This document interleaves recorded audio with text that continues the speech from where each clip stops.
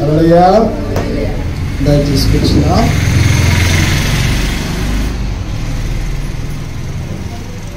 అందరు సంతోషంగా ఉన్నారా? ఎవరు చెప్పలా. నేను నీరసంగా ఉన్నారా, మీరు నీరసంగా ఉన్నారా? అందరూ నీరసంగా ఉన్నారంటారా? దేవుని యొక్క సన్నిధికి వచ్చినప్పుడు మనకి ఏదైనా కానీ మనము సంతోషంగా ఉండటం అనేది దేవుని యొక్క సన్నిధిలో సంతోషము నిత్య సుఖములు కలవని వాక్యం సెలవిస్తుంది కదా. కనుక మనము దేవుని యొక్క సన్నిధిలో ఉన్నప్పుడు సంతోషముగా ఆనందంతో మనం ఉంటే మన వైఖరిని బట్టి మన యొక్క ఎదుగుదల నిర్ధారించబడుతుంది. దేవుని యొక్క మందిరంలో కూడా వచ్చి నిరీక్షణ లేకుండా కృంగుదలతో నిరాశతో నిస్పృహతో మనం ఉన్నామనుకోండి, ఇంకా మార్పు ఏముంటుంది చెప్పండి? దేవుని యొక్క ఆశీర్వాదం మనకేమొస్తుంది చెప్పండి? కనుక మనం ఏం చేయాలంటే మనము నూతనమైనటువంటి ఉత్సాహంతో దేవుని యొక్క మందిరంలో మనం ఉండాలి. అదే కదా మార్పు మనలో స్పష్టంగా కనపడాలి. గలతీ పత్రిక 4వ అధ్యాయం 8వ వచనం.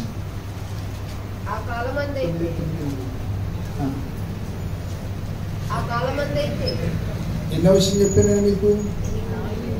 4:12.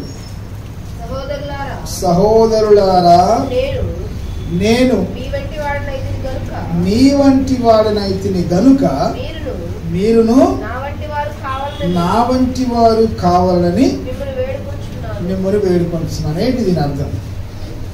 ఎవరెవరితో మాట్లాడుతున్నారు చెప్పండి? ఎవరెవరితో మాట్లాడుతున్నారు? పౌలు గలతీ సంఘంతో మాట్లాడుతున్నాడు కదా. గలతీ విశ్వాసులతో మాట్లాడుతూ వారికి ఇస్తున్నటువంటి హెచ్చరిక, వారికి చేస్తున్నటువంటి అభ్యర్థన ఏంటంటే, సహోదరులారా అంటే అర్థం ఏంటి? సహోదరులారా అంటే అర్థం ఏంటి చెప్పండి అమ్మా? ఒకే గర్భము నుండి వచ్చినటువంటి మనము, ఒకే గర్భము నుండి వచ్చిన వారము, మనందరము కూడా ఒకటే తల్లికి చెందిన వారము, మనందరిలో ప్రవహించేది క్రీస్తు రక్తము. కనుక మనలో ఎలాంటి భేదములు తేడాలు ఉండకూడదని చెప్తూ ఏమంటున్నాడు? మన యొక్క ఆ జీవిత గమ్యాన్ని గురించి మాట్లాడుతున్నాడు. చూడండి, ఇక్కడ పౌలు మాట్లాడేది ఏంటంటే రూపాంతరము. రూపాంతరం అంటే అర్థం ఏంటి? అంతరంగంలో నుంచి రావలసిన మార్పు. ఇక్కడ పౌలు చెప్పుచున్న మార్పు తన జీవితంలో కలిగినటువంటి మార్పుని గురించి మాట్లాడుతున్నాడు. మనందరము కూడా ఏం చేయాలంటే, మనము దేవుని వాక్యం ఏమని సెలవిస్తుందంటే విశ్వాసం నుండి అధిక విశ్వాసంలోకి వెళ్ళాలి కదా. విశ్వాసం నుండి అధిక విశ్వాసంలోకి మనం వెళ్ళాలి అంటే మనము మార్పు నుండి రూపాంతరంలోకి రావాలి. ఇక్కడ వాక్యంలో మనం గమనించినట్లయితే 2 విషయాలు పౌలు మనకు తెలియజేస్తున్నాడు. ఏంటి? నేను మీ వంటి వాడనైతిని అంటే అర్థం ఏంటి? ఎవరితో మాట్లాడుతున్నాడంటే వీళ్ళందరూ కూడా ఒకానొక సమయంలో పౌలు సాహితీ ఎప్పుడు వెళ్ళాడు? పౌలు గలతీ ప్రాంతానికి పౌలు ఎప్పుడు వెళ్ళాడంటే ఆయన మొదటి సువార్త ప్రయాణంలో గలతీ ప్రాంతానికి వెళ్ళి సువార్త ప్రకటించాడు. అది ఒక ప్రాంతము. ఆ ప్రాంతంలో పెర్గే, పంపులియా, ఇకోనియా, లుస్త్రా ఈ యొక్క పట్టణాలన్నీ ఉన్నాయి. ఆ పట్టణాలకు వెళ్ళి సువార్త ప్రకటించాడు. రైట్. ఇప్పుడు కొంతమంది ఏం చెప్తారంటే అది ఫ్రాన్స్ ప్రాంతంలో ఉందంటారు. సరే, ఏది ఏమైనా ఎక్కడున్నా కానీ ఆ ప్రాంతానికి వెళ్ళి సువార్త ప్రకటించి ఏం చేశాడు? సంఘాలను స్థాపించాడు. పౌలు సంఘాలను కట్టాడు. విశ్వాస సువార్తను ప్రకటించి అక్కడ ఏం చేస్తాడంటే మందిరాలని ఏర్పాటు చేస్తాడు. అయితే పౌలు వెళ్ళి వచ్చిన తర్వాత ఏమైందంటే, పౌలు వెళ్ళి వచ్చిన తర్వాత కొంతమంది బోధకులు ఏం చేస్తారంటే, కొంతమంది దుర్బోధకులు, కొంతమంది పౌలుకి వ్యతిరేకమైన వారు వెళ్ళి ఏం చేస్తారంటే వాళ్ళు ఏం చేస్తారు? వేరే సువార్తను ప్రకటించారు. పౌలు ప్రకటించిన సువార్త ఏంటి? వినండి, ఇటువంటి పౌలు ప్రకటించిన సువార్త ఏంటి తెలుసా? కృపా సువార్త. అంటే విశ్వాసము వలన రక్షణ. పౌలు ఆ సువార్త ప్రకటించి అనేక మందిని రక్షించి ఒక సంఘాన్ని ఏర్పాటు చేశాడు. కొన్ని సంఘాలను ఏర్పాటు చేశాడు ఆ ప్రాంతంలో. సరే, తర్వాత కొంతమంది పౌలుకి భిన్నమైనటువంటి బోధ, విరుద్ధమైన సువార్తను ప్రకటించారు. దాన్ని ధర్మశాస్త్ర సువార్త అన్నారు. అంటే అర్థం ఏంటంటే క్రియల ద్వారా రక్షణ. సో ఇప్పుడు ఏం చేస్తారు, మనం దేనికి ఎక్కువగా ఆకర్షితులవుతాం చెప్పండి? మనకి ఏదైతే చూడండి క్రొత్తగా ఉంటుందో దానికి మనం ఎక్కువగా ఆకర్షితులవుతాం. పౌలు చెప్పిన స్వార్థ ఒరిజినల్ స్వార్థ. పౌలు చెప్పిన స్వార్థ వలన ఒక వ్యక్తికి రక్షణ. కానీ ఇప్పుడు పౌలు వెళ్ళిపోయిన తర్వాత వీళ్ళు తెచ్చింది ఎలా ఉంది చెప్పండి? క్రొత్తగా ఉంది కదా. మనకి తెలుగులో సామెత ఉంది కదా, క్రొత్తకి వింత పాతకి చెప్పండి. సామెత కూడా నేనే చెప్పాలా? వాక్యం అంటే చెప్తారు, క్రొత్తకి వింత పాతకి రోత. కానీ ఏమైంది, పౌలు చెప్పినటువంటి బోధ, ముందు చెప్పిన బోధ వాళ్ళకి పాతదైపోయింది, వాళ్ళకి మన మాట చెప్పాలంటే సర్ది పడిపోయింది. వీళ్ళు వెళ్ళి కొత్తగా వచ్చి ఈ యొక్క వింతైనటువంటి వాక్యానుసారం కానిటువంటి బోధ, ధర్మశాస్త్రానుసారమైనటువంటి బోధని బోధించినప్పుడు వాళ్ళకు కొత్తగా ఉండి ఏం చేస్తారంటే దాన్ని పాటించడం, దాన్ని వెంబడించడం మొదలు పెట్టారు. అయితే ఇప్పుడు పౌలు వాళ్ళకి చెప్తున్నాడు, అయ్యా చెబుతూ మీలో వచ్చినటువంటి మార్పు ఆరోగ్యకరమైనటువంటి మార్పు కాదు. మొట్టమొదటి మీరు రక్షించబడ్డారు, ఆ స్థితిలో మీరు స్థిరముగా ఉండాల్సింది. ఆ స్థితిలో ఉండవలసినటువంటి వారు మీరు మరలా వేరొక మలుపు తీసుకున్నారు. ఆ మలుపు లేకపోతే ఆ యొక్క మార్పు మంచిది కాదని చెబుతూ మొట్టమొదటి ఏం చెప్తారు తెలుసా? తన గురించి తను చెప్పుకున్నాడు. ఏమన్నాడు? నేను చెప్పండి మీ వంటి వాడని అయితేని. హల్లెలూయా. చాలా నీరసం ఉన్నారు అమ్మా, చాలా నీరసం ఉన్నారు. నేను రాత్రి అంతా ప్రయాణం చేసి పొద్దున్నే వచ్చాను.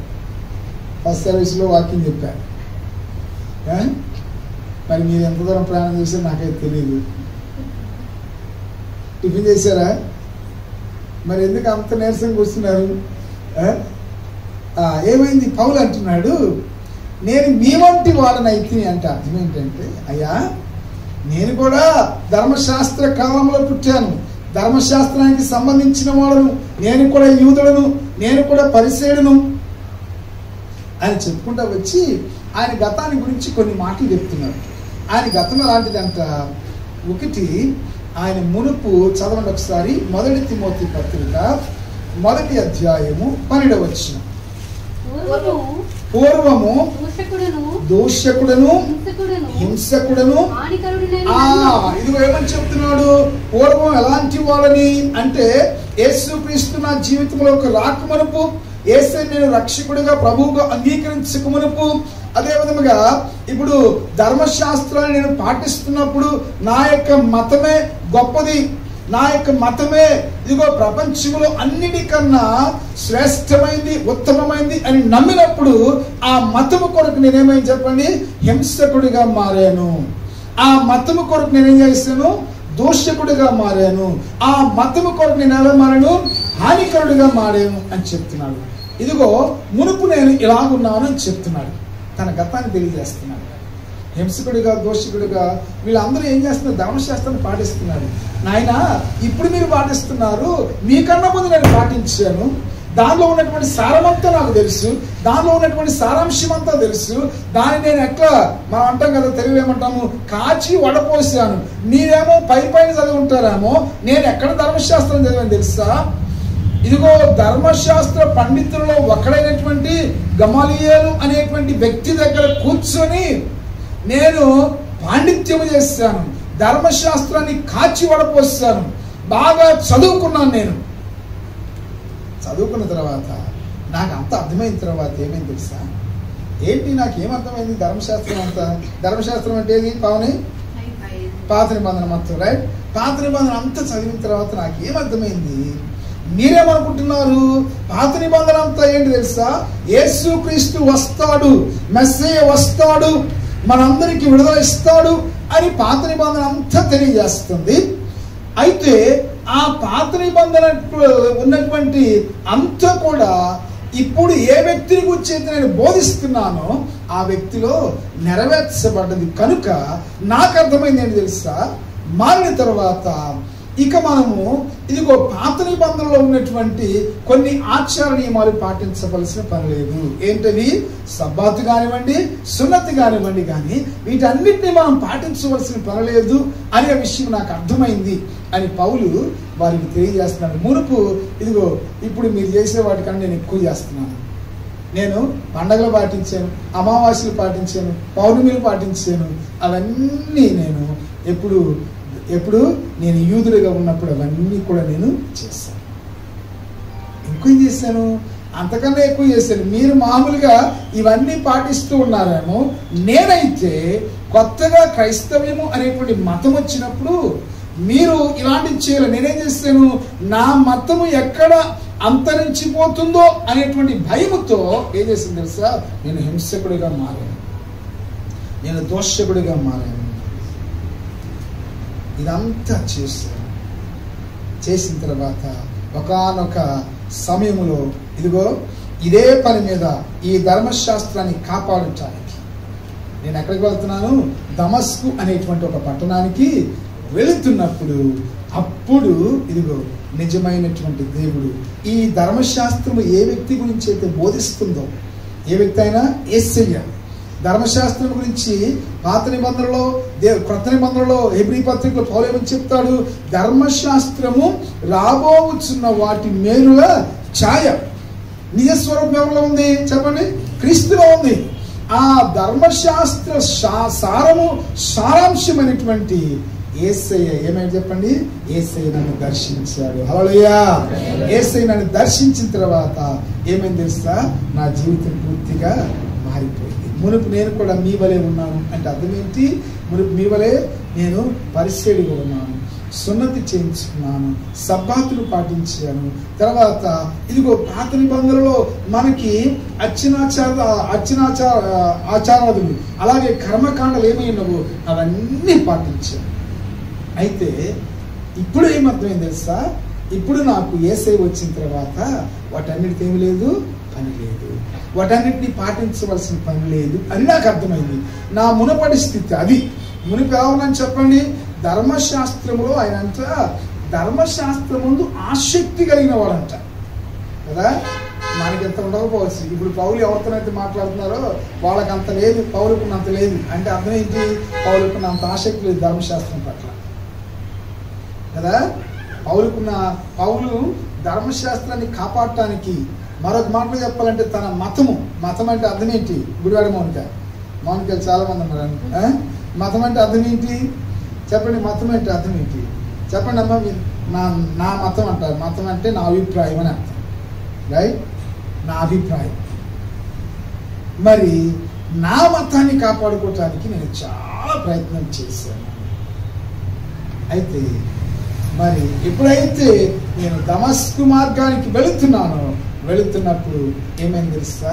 నిజమైనటువంటి దేవుడు ఆ యొక్క ధర్మశాస్త్రం లేకపోతే ఆ యొక్క పాత నిబంధన ఆ యొక్క ఇది నిజస్వరూపం ఛాయైనటువంటి యేసయ్య నిజస్వరూపముగా భూలోకానికి వచ్చిన తర్వాత నా జీవితాన్ని మార్చివేశాడు అనే విషయాన్ని తెలియజేస్తున్నారు.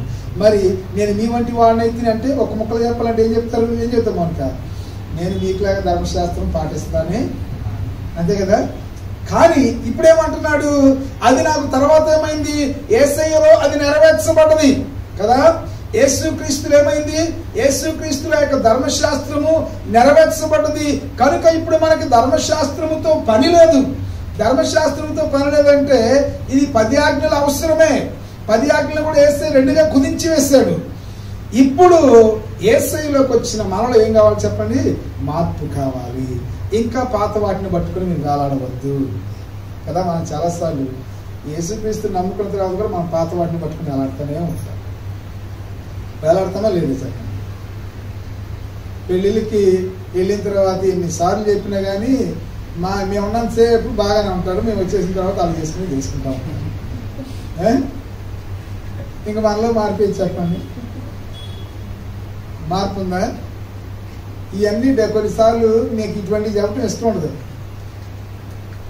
పెళ్ళిళ్ళకి డీజేలు అయ్యి పెట్టిస్తారు, వాటికి 30-40 వేలు ఇవ్వడానికి మాత్రం డబ్బులు ఉంటాయి. కానీ పాస్టర్ గారికి 5,000 రూపాయలు కానుక పెడతానికి మాత్రం రేపు ఇస్తాము, ఎల్లుండి ఇస్తామని పోస్ట్పోన్ చేస్తారు కదా.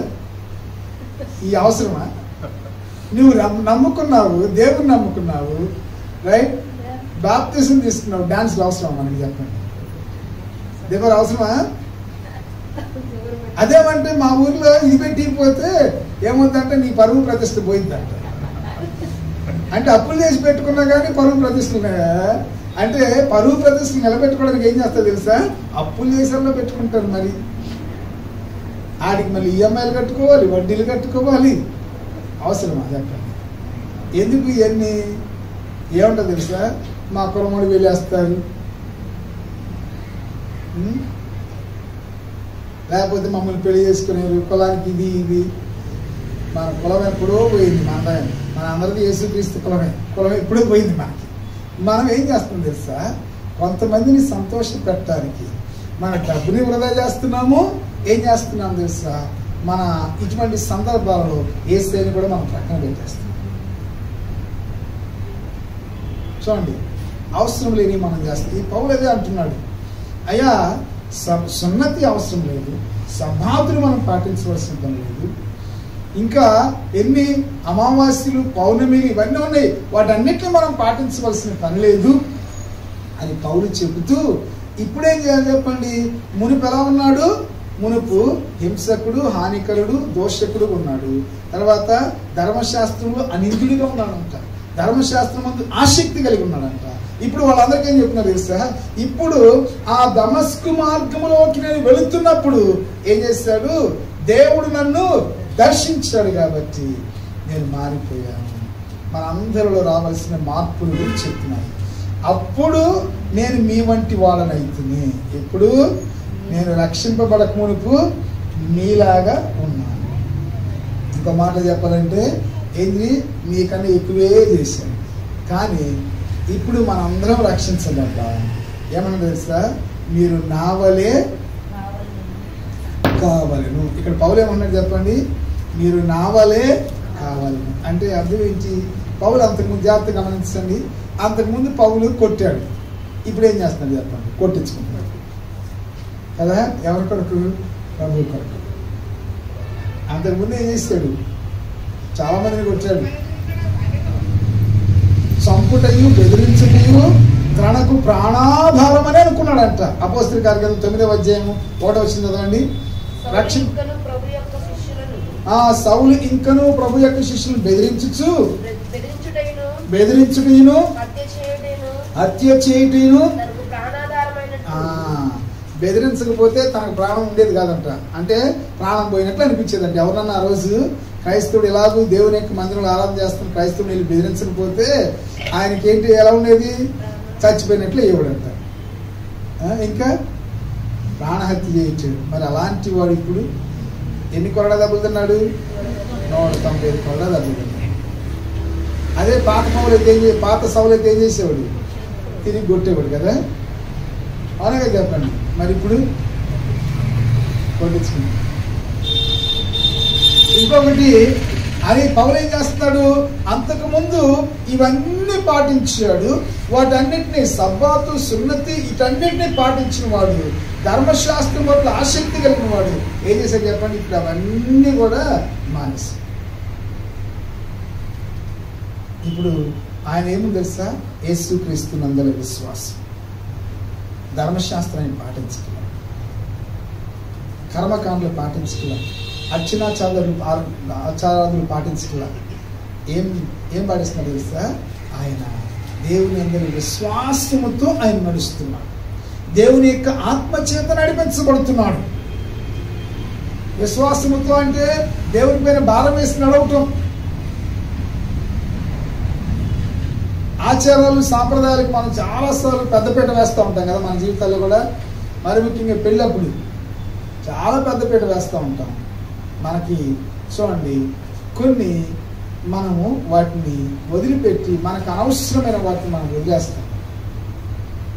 మనము రక్షణలో ఎదగటానికి, మనం మార్పు చెందాము అనటానికి ఏవి అవసరమో అవి వాటిని మనం ఆహ్వానిస్తాం, వాటిని మనం అవలంబిస్తాం, వాటిని మన జీవితాల్లో పాటిస్తాం.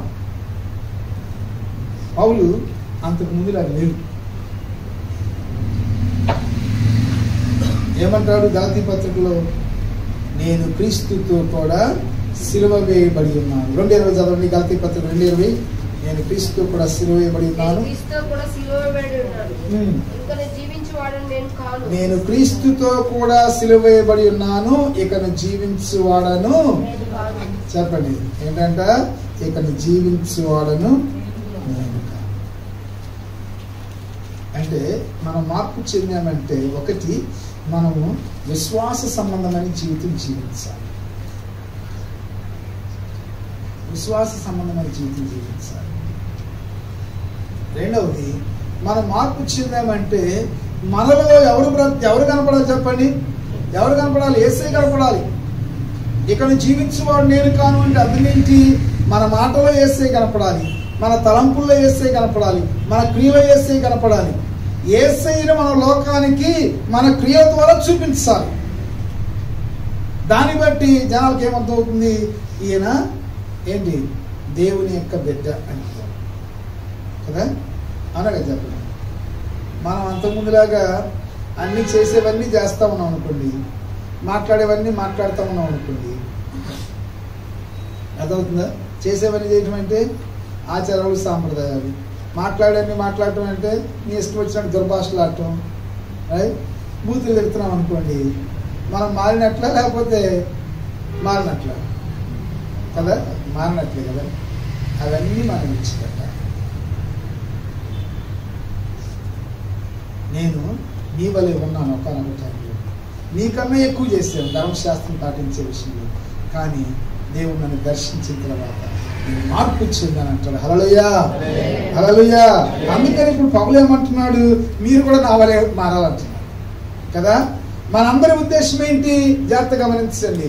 మీరు కూడా రక్షించబడ్డారు, నా వాళ్ళ సువార్త విన్నారు, కానీ తర్వాత ఎవరో వచ్చి బోధిస్తూ వలన మళ్ళా తిరిగారు, కానీ మీరు కూడా నా వాళ్ళ సువార్త విన్నవారు.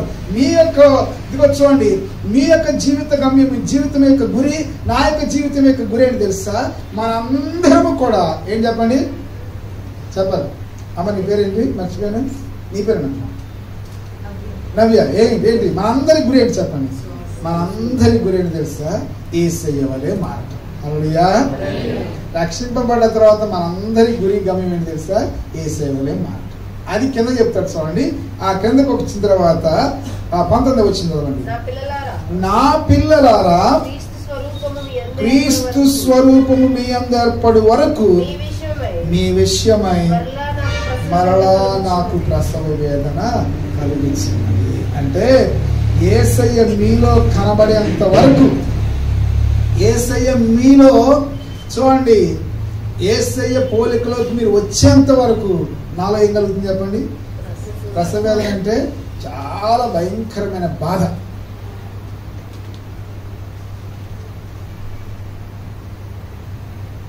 లోకములో మనిషిని బాగా బాధ పెట్టేది మొట్టమొదటి ఏంటంటే, ఒక శరీరం కాలినప్పుడు, ఒక వ్యక్తి శరీరం కాలినప్పుడు అది చాలా బాధాకరం ఉండదు, తట్టుకోలేనంత నొప్పి, తీవ్రమైన నొప్పి. రెండవది ఏంటంటే ప్రసవ వేదన, పురిటి నొప్పి. అంటే అంతగా వారి కొరకు వేదన పడుతున్నాడు, అంతగా బాధపడుతున్నాడు, అంతగా నొప్పిని అనుభవిస్తున్నాడు. ఎందుకంటే వాళ్ళందరూ కూడా యేసయ్య వలె మారాలి, ప్రభు వలె మారాలి ప్రార్థన చేయటమే కాదు ప్రయత్నం చేస్తున్నాడు. వారు మారకపోతుంటే ఈయన అంతగానో బాధపడుతున్నాడు కదా.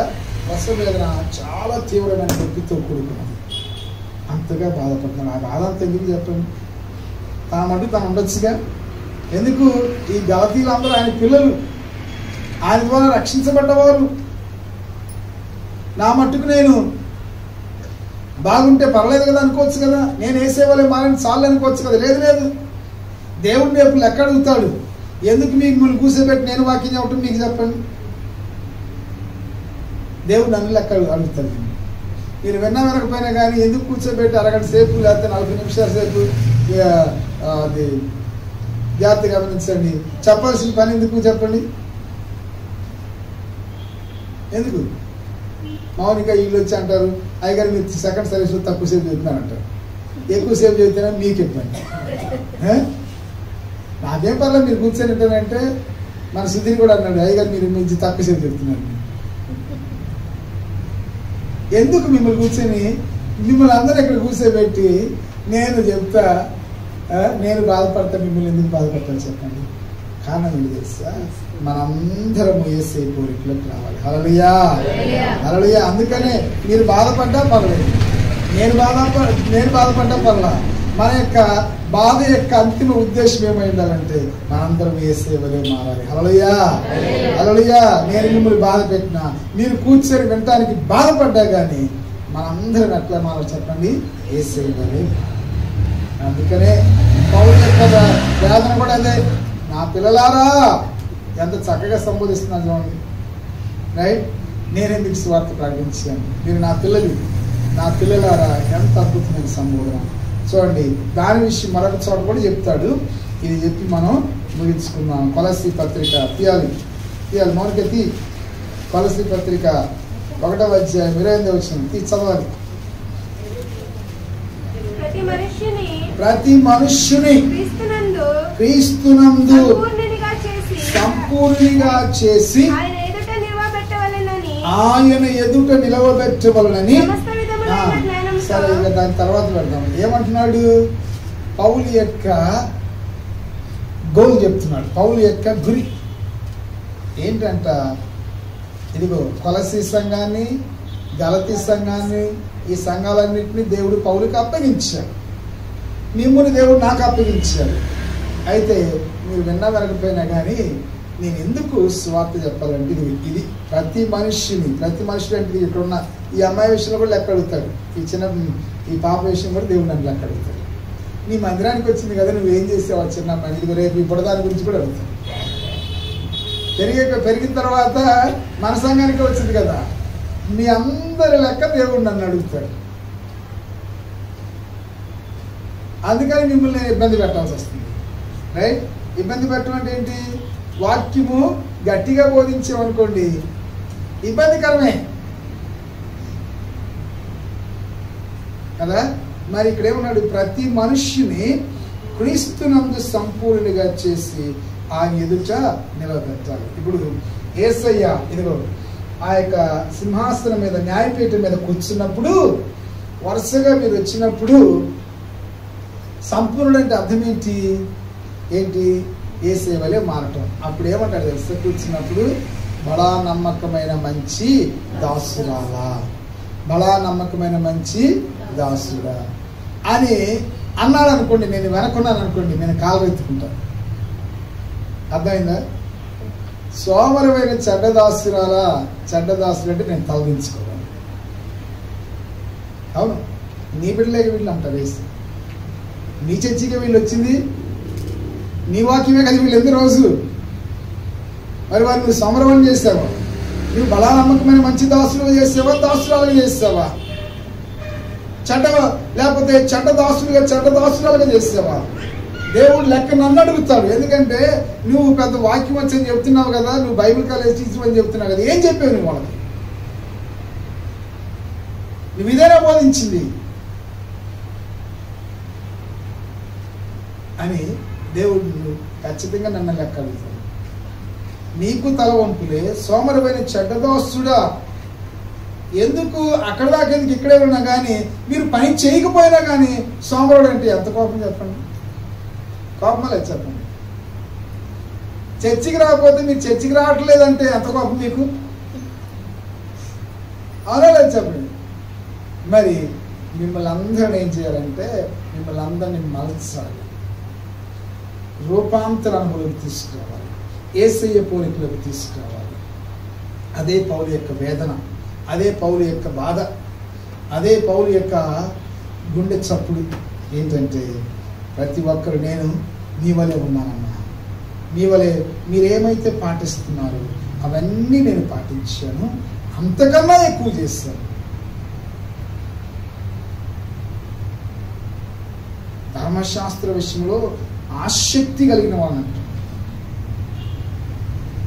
మరి ఇప్పుడు అవన్నీ యేసయ్య వచ్చిన తర్వాత అవి యేసులో నెరవేర్చబడ్డవి కనుక వాటితో మనకు పని లేదు. వాటి వెంట వెళ్ళి మీరు ఉన్న విశ్వాసాన్ని మీరు పోగొట్టుకోవద్దు. మీరు ఇప్పుడేమాలంటే నా వలే మారండి, నా వలే ప్రభునందు విశ్వాసం ఉంచండి, నా వలె క్రీస్తు కొరకు సిలువేయబడండి అని పౌలు వారిని హెచ్చరిస్తున్నాడు. అలాగే నా వలె ఇంకో చోట ఏమని తెలుసా, నేను క్రీస్తుని పోలి నడుచుకున్న ప్రకారము నేను నన్ను పోలి నడుచుకుంటాను.